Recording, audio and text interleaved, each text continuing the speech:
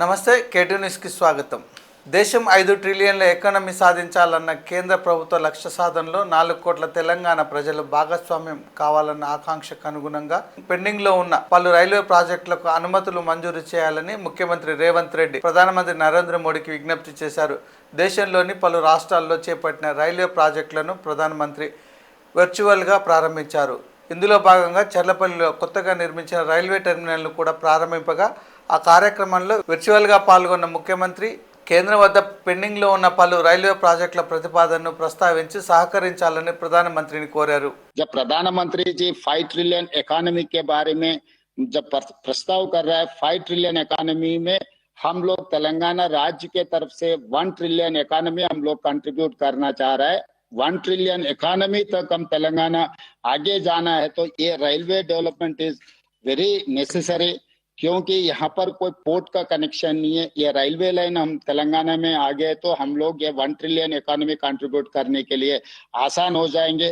हम प्रधानमंत्री जी से एक ही गुजारिश है, तेलंगाना 4 करोड़ जनता के तरफ से आप इतना मंजूर किए तो हम आप तेलंगाना 1 ट्रिलियन इकोनॉमी आपके सिस्टम, आप जो सोच है 5 ट्रिलियन इकोनॉमी का हम लोग कंट्रीब्यूट कर देंगे. प्रधानमंत्री जी नरेंद्र मोदी जी को तेलंगाना जनता के तरफ से मैं धन्यवाद कहना चाहता हूं, क्योंकि बहुत सालों से ये चर्लपल्ली टर्मिनल का काम पेंडिंग पड़ा हुआ था. आज तेलंगाना जनता को ये चर्लपल्ली टर्मिनल स्टेशन बहुत उपयोग होने वाले हैं. प्रधानमंत्री जी को धन्यवाद कहना चाहता हूं तेलंगाना जनता के तरफ से. और दूसरी बात रहा, 1-2 छोटे छोटे मुद्दे हैं प्रधानमंत्री जी के ध्यान में रखना चाहता हूं मैं. इससे पहले हमारे लिए काजीपेटा इंटीग्रेटेड रेलवे कोच फैक्ट्री मंजूर हुआ है.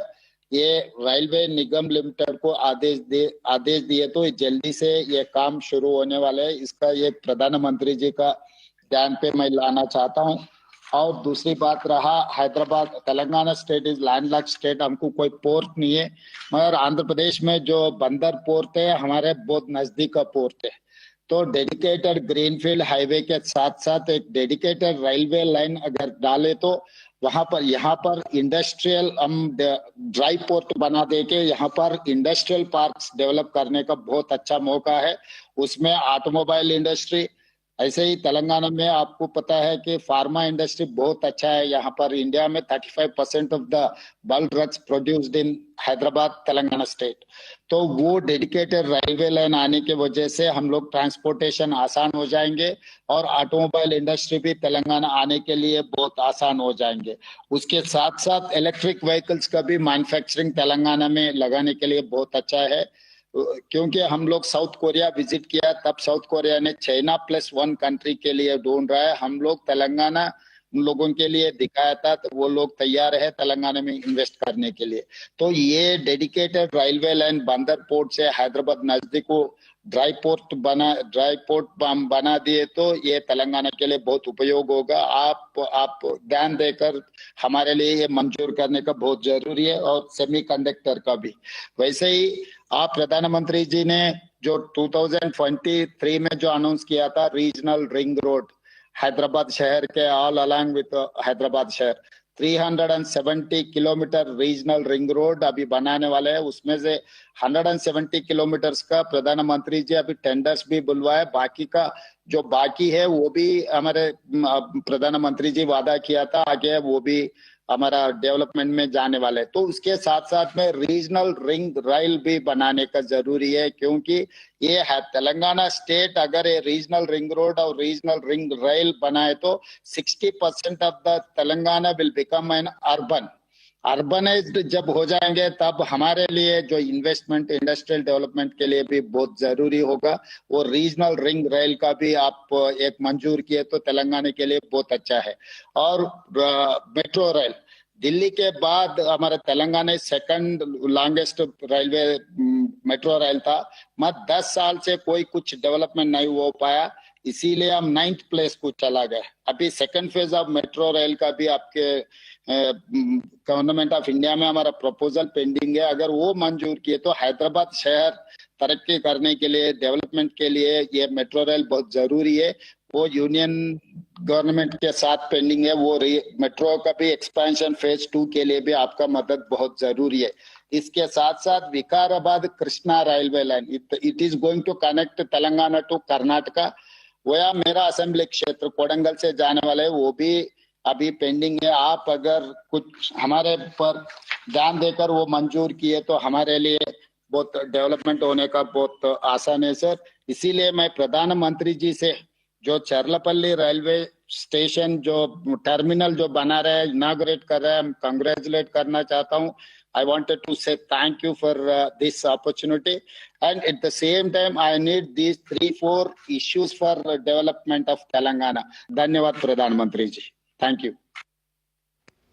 హైదరాబాద్ నగరంలో మెట్రో విస్తరణ, రేడియల్ రోడ్ల నిర్మాణాలు, ఎలివేటెడ్ కారిడార్ల నిర్మాణాలపై ముఖ్యమంత్రి రేవంత్ రెడ్డి ఉన్నతస్థాయి సమావేశంలో సమీక్షించారు. Future city, Shamirpet, Medchal metro మార్గాలకు సంబంధించి సమగ్ర వివరణాత్మక ప్రణాళికలు మార్చి నెలాఖరు నాటికి పూర్తి చేయాలని ముఖ్యమంత్రి రేవంత్ రెడ్డి అధికారులను ఆదేశించారు.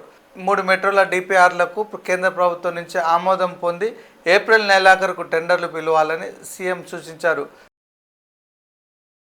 ఏపీ సీఎం చంద్రబాబు జననాయకుడి కేంద్రాన్ని నేడు ప్రారంభించారు. కుప్పం టీడీపీ కార్యాలయంలో ఈ కేంద్రాన్ని ఏర్పాటు చేశారు. స్థానికులు తమ సమస్యలపై వినతి పత్రాలు సమర్పించేందుకు ఈ కేంద్రాన్ని ఏర్పాటు చేసినట్లు చంద్రబాబు స్పష్టం చేశారు. ప్రజల నుంచి వచ్చే వినతులను స్వీకరించి ఫిర్యాదులను ఆన్లైన్లో నమోదు చేయనున్నారు. ఈ సమస్యలను పరిష్కరించి ఆన్లైన్లోనే పొందుపరిచేలా చర్యలు తీసుకుంటామన్నారు. నువ్వు మళ్ళా చెప్పు. ఇప్పుడు వార్డ్స్, ఇప్పుడు ఒక విలేజ్ ఉందనుకోండి, అడ్రస్ వచ్చిందనుకోండి, బ్యాక్ ఆఫీస్లో మొత్తం లింకింగ్ ఉంటే ఆటోమేటిక్గా రీకన్సిలేషన్ అయిపోతుంది కదా, మళ్ళీ యాడ్ చేసే పనిలే కదా. కొత్త కాంటాక్ట్ కాబట్టి ఫస్ట్ టైం రిజిస్ట్రేషన్లో యాడ్ చేయాలి సార్. రిపీటెడ్ విజిటర్ ఉంటే అవసరం లేదు. Second point voter. No, what I'm asking, once voter list you are taking or you are taking different database. మీరు దరఖాస్తు నెంబరు ఇవన్నీ వచ్చిన తర్వాత మీరు విలేజ్ పేరు పెట్టారు, పలాని మండలం, పలాని పంచాయతీ, పలాని వ్యక్తి. వన్స్ అక్కడికి వచ్చిన తర్వాత నీ దగ్గర డేటా ఉంది కాబట్టి ఆ ఇంట్లో అతను ఫిక్స్ అయిపోయే పరిస్థితి రావాలి. అది ప్రాబ్లం ఏంటి మీకు? ప్రాబ్లం ఏం లేదు సార్, ఇందులో ఓటర్ లిస్ట్ కూడా ఉంది. ఓటర్ లిస్ట్లో సర్చింగ్ ఆప్షన్ కూడా ఇచ్చాము. So for now time being ఏంటంటే ఇప్పుడు వాళ్ళ ఇనిషియల్ లెటర్స్తోనే సర్చ్ అంటే నెంబర్ ఆఫ్ కాంబినేషన్స్ ఎక్కువ వస్తున్నాయి. సో జస్ట్ బిగిన్ చేశాం కాబట్టి ఫర్ నౌ మీరు కొత్త కాంటాక్ట్ క్రియేట్ చేయడం అని చెప్పాము. బట్ నా పేరు విలేజ్ సెలెక్ట్ చేస్తే సరిపోతుంది. పేరు ఇనిషియల్ లెటర్స్ అది ఫ్యూచర్లో సెలెక్ట్ చేస్తే ఆటోమేటిక్ మీరు అన్న డీటెయిల్స్ సార్ ఆటోమేటిక్ ఫిల్అప్ అవుతుంది. ఫిల్అప్ ఆటోమేటిక్గా వచ్చేట్టుగా చూస్తే సరిపోతుంది. ఇది వర్క్ ఇట్ అవుట్ లెటర్స్. నాకు అంటే గవర్నమెంట్ డేటాలో we're fixing Aadhaar and then house with GPS, not house number, with GPS also. So that దాన్ని బేస్ చేసుకొని ఆ ఇల్లు, address, number, everything will be linked automatic. Even by having the data ఆ వ్యక్తి యొక్క ప్రొఫైల్ కూడా వచ్చేస్తుంది ఫ్యూచర్లో. ల్యాండ్ ప్రొఫైల్, లేకపోతే హెల్త్ ప్రొఫైల్, లేకపోతే హాస్పిటల్, అవన్నీ ఎడ్యుకేషన్, ఎవ్రీథింగ్ లింక్ పెట్టేస్తున్నాం. వాడు వృత్తి, ఎవ్రీథింగ్ అవన్నీ వచ్చినప్పుడు అక్కడ ఓవరాల్గా మనకు ఆ ఫ్యామిలీ యొక్క ప్రొఫైల్ మన దగ్గర ఉంటే డెసిషన్ మేకింగ్ ఈజీ అవుతుంది. Complete family, that is where we're working. ఇక్కడికి మీకు వచ్చినప్పుడు అది ఆ డేటా మీ దగ్గర లేదు కాబట్టి పార్టీ డేటా మీ దగ్గర ఉంది. పార్టీ డేటా అడ్రస్లో అవన్నీ ఉన్నాయి. అవన్నీ ఉన్నప్పుడు ఇది ఫిలప్ చేసుకుంటే ఆటోమేటిక్గా సింక్ అయిపోవాలి అంటాను నేను. యా, అప్పుడే నాకు ఈజీ అవుతుంది. ఇక్కడ 2 ఆస్పెక్ట్స్ మీరు గుర్తుపెట్టుకోవాలి. One is government, one is party, one is MLA.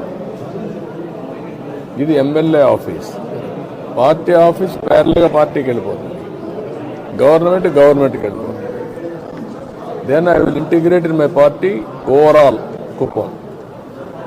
ఈ పక్కన నేను ఆర్టీ చేస్తే పోతే గవర్నమెంట్లో ఇంటిగ్రేట్ అయిపోవాలి. That is the system I'm building. అది కొంచెం దాన్ని వీలో పెట్టుకొచ్చేయండి. పేదలకు మెరుగైన వైద్యం అందించేందుకు అవిశ్రాంతంగా శ్రమిస్తున్న ముఖ్యమంత్రి టిమ్స్ హాస్పిటల్ నిర్మాణాలపై ప్రత్యేక శ్రద్ధ చూపిస్తున్నారని మంత్రి కోమటిరెడ్డి వెంకటరెడ్డి అన్నారు. 2025 డిసెంబర్ నాటికి ఎట్టి పరిస్థితుల్లో సనత్ నగర్, ఎల్బీ నగర్, అల్వాల్ టిమ్స్ హాస్పిటల్ను పూర్తి చేయాలని ఆదేశించారు.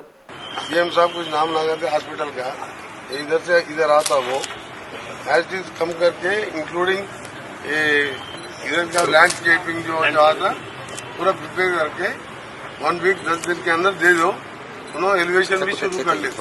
ये लकड़ी निकाल देना परसों कल स्कैफोल्डिंग फिनिशिंग के लिए फिनिशिंग करने के बाद एलिवेशन के बाद तो फिर बनाना पड़ता ना. नहीं यही है सब कुछ भी नहीं खत्म हो गया.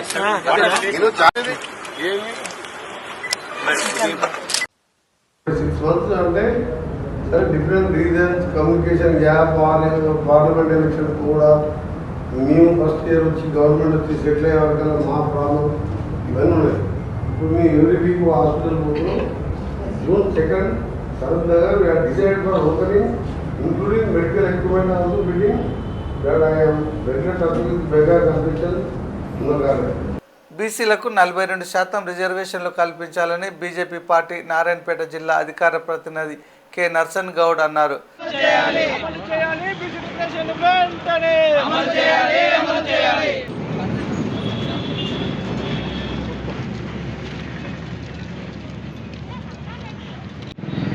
గత ప్రభుత్వం అంటే కేసీఆర్ గారి ప్రభుత్వం నేను ప్రతి సంవత్సరము 1000 కోట్ల రూపాయలు బడ్జెట్ ఇస్తాం బీసీలకని, వాస్తవానికి 4 బడ్జెట్లలో 4000 కోట్లు రిలీజ్ చేసింది.